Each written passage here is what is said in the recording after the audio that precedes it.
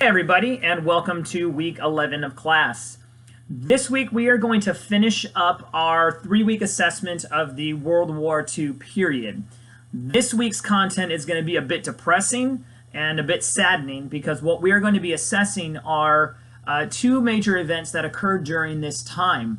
One took place within the United States, and of course the other took place in Europe, but the U.S. had a role in the process. So the first thing we're going to be looking at is the concentration of Japanese Americans during World War II.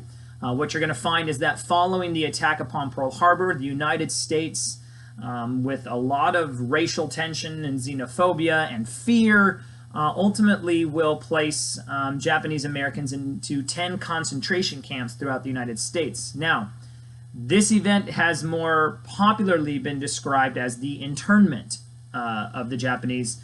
But the reality is that the camps that the Japanese were placed into were concentration camps. The Japanese referred to them, or rather Japanese Americans referred to them as concentration camps.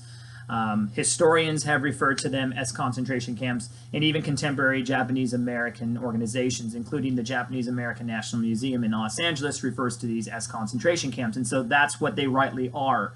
They are not, by any stretch of the imagination, anything like the concentration or death camps enacted against the Jews by the Nazis, but they were concentration camps and civil rights were violated.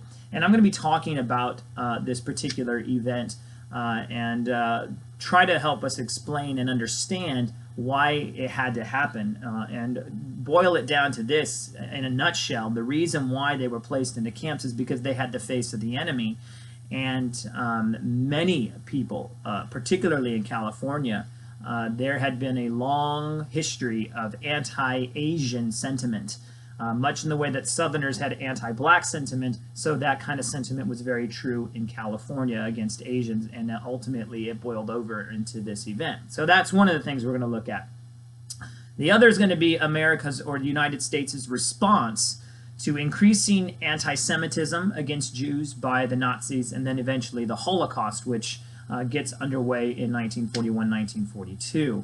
And really what I'm going to have us do is watch a film on this particular response that the United States had, because in many ways the U.S. knew what was going on. I would argue that we didn't know the full extent of what was taking place, but there was definitely an awareness of what was going on, and the U.S. in many ways just chose not to act. For this week, one of the things I want you to read is a paper that I wrote, and it's called Clarion Call, and it's about a guy named James MacDonald, who as early as 1933, which is the year, as you might recall, that Hitler became chancellor, he goes to Germany, and basically at the end of March 1933, MacDonald's come back to the United States and basically informs Franklin Roosevelt that there is no life for the Jews to be had, and he predicts that some kind of destruction would come. Of course, he couldn't have known that the Holocaust was going to come in 1933. In fact, I don't even think Hitler or the Nazis knew of the Holocaust or had, constructed that in their mind by 1933.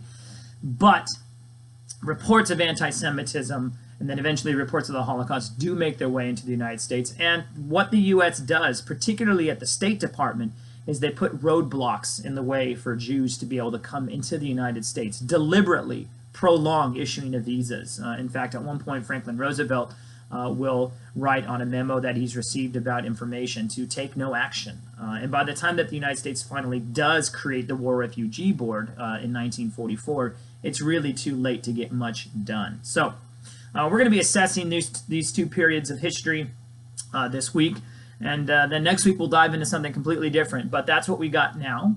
As always, not a whole lot of major assignments are going to be due. You do have your second PowerPoint project that's coming up, but that's due, I think, on December 3rd. And the only thing I want to stress about that at this point is that you need to make sure that the topics that you look at fall within the time range that the directions spell out. So make sure that you look at that. But at this point, you don't necessarily need to be too concerned because you got a couple months left. So anyway, that's what I have for you this week. So as always, go in peace, be warm and filled. May the force be with you. Live long and prosper, and may the odds forever be in your favor. Have a blessed week, guys.